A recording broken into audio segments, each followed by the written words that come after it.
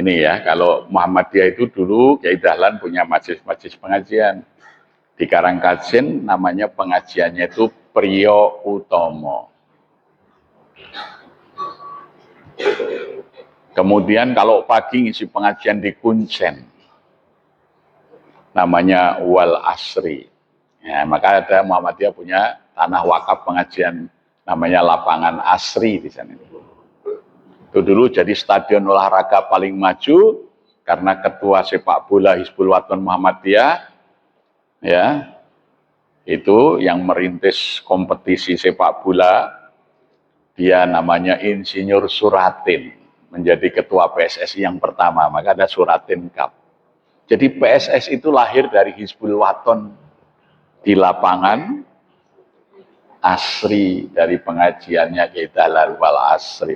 Dulu 15 hektar tanah wakafnya pengajian itu. Sekarang tinggal berapa? Menjadi Asri Medical Center dan lain sebagainya. Ya. Kemudian ibu-ibunya ngaji pengajiannya namanya Sopo Tresno, siapa yang cinta. Yang nanti menjadi cikal bakalnya Aisyah. Ya, Bu Walidah. Ya. Istrinya Kiai Dahlan itulah yang punya pengajian namanya Sopo Tresno, melahirkan organisasi perempuan Muhammadiyah Aisyah. Itu namanya Sopo Tresno dulu. Nah, mudah-mudahan nanti ini sudah ke-82 namanya Suryo Condro, bisa melahirkan sesuatu yang besar. Kalau ada yang berpikir besar. Ya. Makanya mari kita bangun kesadaran. Kita punya tanggung jawab, rakyat kita ini masih banyak yang susah, maka bagaimana dari majelis-majelis pengajian, dari masjid-masjid, dari musola-musola kita bisa memberdayakan umat dengan modal syariah. Itu tadi misalnya syariah kurban, bisa melahirkan peternakan. Ya. Angka 15 triliun tiap tahun dikeluarkan. Belum akikoh. Kalau saya khutbah nikah, saya tanya kepada pengantin, mau punya anak berapa? 3 Pak.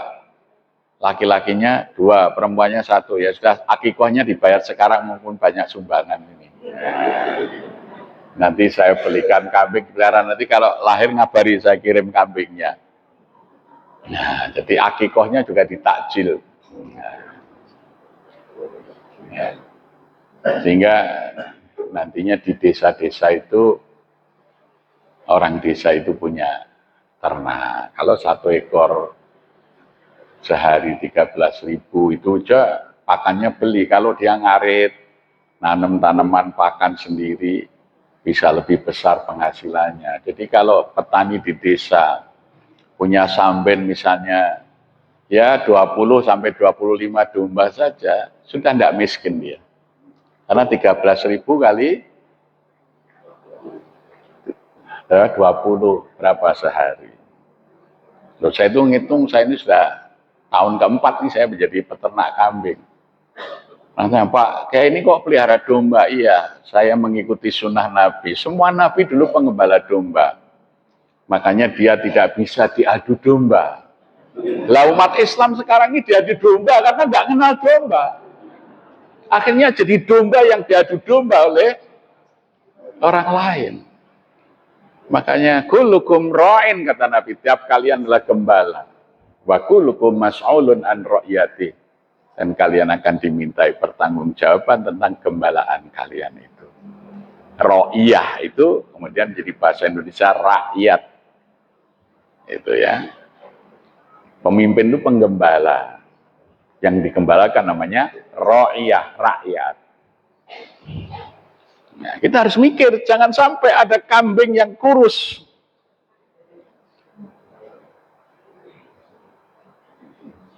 Di Jogokarian pernah ada, habis sholat itu rame-rame. Saya tanya, ada Pak? Ini Pak, ini nyuri handphone. Sudah bawa ke kantor. Tidak boleh dipukulin, jangan. Kenapa mencuri? HP. Pak, anak saya itu SMP sekarang kadang-kadang sekolahnya harus Zoom. Minta nangis, minta HP untuk ikut sekolah. Saya enggak punya ini. Ya saya karena ditangisin anak saya. Benar, ayo kita antar pulang. Anaknya istrinya dipanggil, benar kamu minta HP, betul. Belikan HP oleh masjid. Jadi kalau ada orang mencuri kotak infak di masjid, yang salah pengurus masjid karena masih ada orang susah. Jangan pencurinya dipukuli, bodoh itu pengurus masjidnya. Rakyat itu mencuri karena lapar. Mencuri karena miskin. Sayyidina Umar dulu ketika ada pencuri ketangkap ditanya, kenapa kamu mencuri? Ya Amirul Mukminin, istri saya dan anak saya lapar. Tidak ada tetangga yang peduli, saya terpaksa mencuri. Siapa gubernurmu? Panggil gubernurnya. Ini ada rakyatmu yang lapar, mencuri. Maka hukumannya yang aku hukum bukan rakyatmu. Kamu gubernurnya yang saya cambuk. Jadi kalau di Kelurahan Panggung Harjo ada orang kelaparan, lurahnya ini yang dosa. Lurahnya ini yang harus dicambuki. Karena dia adalah ra'in yang harus bertanggung jawab. Jangan sampai ada orang lapar, ditanggung jawab kepemimpinannya. Itulah yang kita tumbuhkan di masjid-masjid kita itu. Bagaimana masjid memikirkan. Jangan sampai masjidnya bagus, tetangga masjid tidak bisa tidur kalau hujan karena bocor atapnya. Maka kami punya program benah-benah rumah jamaah. Pak, rumah si Fulan itu kalau hujan bocor kasihan, malam nggak bisa tidur. Kita perbaikin. Ketika masjid sedang memperbaiki rumah, tetangganya datang, apa Pak? Ini masjid memperbaiki. Pak, di rumah saya masih ada sisa keramik, itu kalau mau dipasang di kamar mandinya, monggo. Udah puluhan rumah kita perbaiki, namanya program benah-benah rumah jamaah. Tidak boleh masjidnya mewah, 5 rumah dari masjid, anaknya mau ujian pagi-pagi, malamnya belajar hujan, bocor mau buka buku, bukunya basah. Kurang ajar pengurus masjidnya itu, nyimpan kasih masjid, sementara tetangga masjid rumahnya bocor tidak diperbaiki. Nah aku tak obong wae masjid kuno wirano gunane. Dolim pengurus masjidnya itu.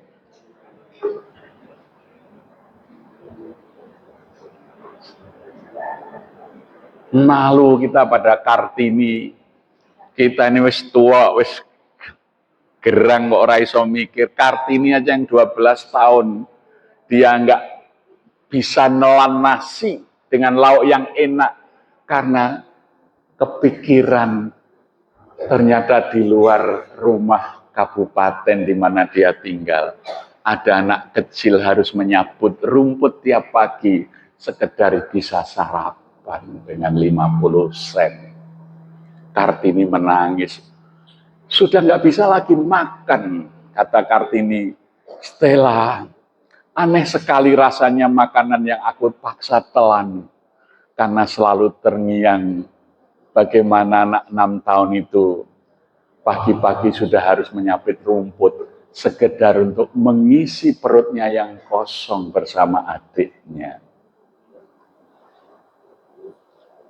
Nah sekarang anak-anak kita umur 12 tahun apa yang dipikirkan?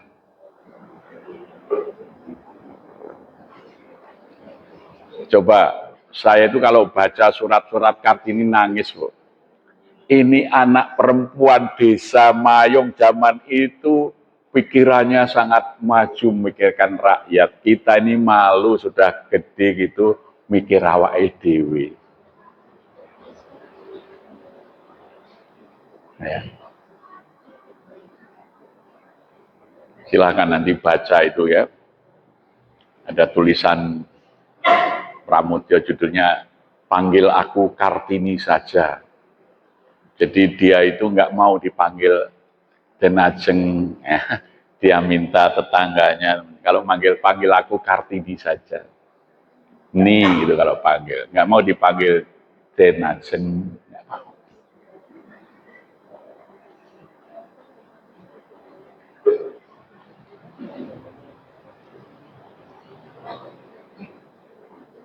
Jadi pemimpin-pemimpin itu memberdayakan dan selalu memikirkan yang dipimpinnya. Nah, mudah-mudahan dari pengajian Suryo Condro ini lahir gerakan-gerakan. Ada enggak sih jamaah kita ini yang masih hidup susah? Bagaimana kita entaskan bersama? Ya, kita ini sudah terlalu banyak masjid sing sholat memang sidik. Bayangkan ya, Muslim Indonesia yang mengerjakan sholat 5 waktu dengan tertib itu baru 38%. Yang sering berjamaah ke masjid baru 7,6%. Yang aktif berjamaah 5 waktu di masjid baru 2%. Masjidnya pirang-pirang ape-ape, nek subuh ming pirang soft. Luwe apik dibrukke wae masjid nggo gawe warung kei gawean mau melarat luwe manfaat. Itu bukan masjid, itu candi. Makanya para wali itu tidak membangun masjid yang bagus. Tidak ada satupun wali songo yang masih punya peninggalan masjid. Tidak satupun. Meskipun agama sebelumnya Buddha bisa meninggalkan Borobudur yang megah. Hindu yang sebelumnya meninggalkan Prambanan yang megah dengan Candi Sewu. Borobudur Syekh Ali Tambu Al-Baghir, seorang pendakwah dari Persia, keturunan dari sahabat Salman Al-Farisi, orang Jawa nyebut Syekh Subakir, mengajari orang Magelang di lereng Sumbing, lereng Sindoro, lereng Gunung Andong, lereng Merbabi untuk membuat terasering persawahan di bukit-bukit, bisa menanam kentang, menanam water, menanam padi di musim hujan, membuat irigasi. Akhirnya orang-orang Buddha di Magelang sana habis semuanya pindah memeluk Islam.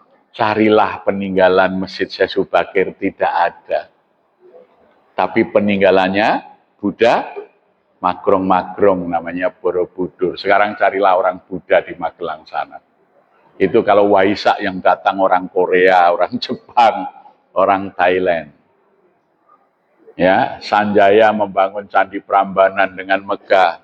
Datang Syekh Abdul Muhammad Al-Maghribi dari Maroko mengajari bertani sehingga menghasilkan padi yang paling bagus di situ, padi Ndelanggu ya. Apa yang terjadi? Mereka meninggalkan agama Hindu, memeluk agama Islam. Lah sekarang penyakitnya itu ke kita, terus seneng gawe bangunan masjid api-api, rakyatnya ora diopeni. Itu jenenge dudu masjid kuwi candi. Miliaran bangun masjid.